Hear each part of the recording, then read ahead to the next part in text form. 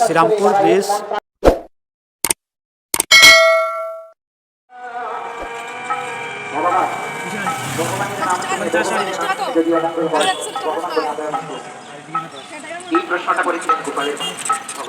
Serampore bridge, Serampore bridge আছে।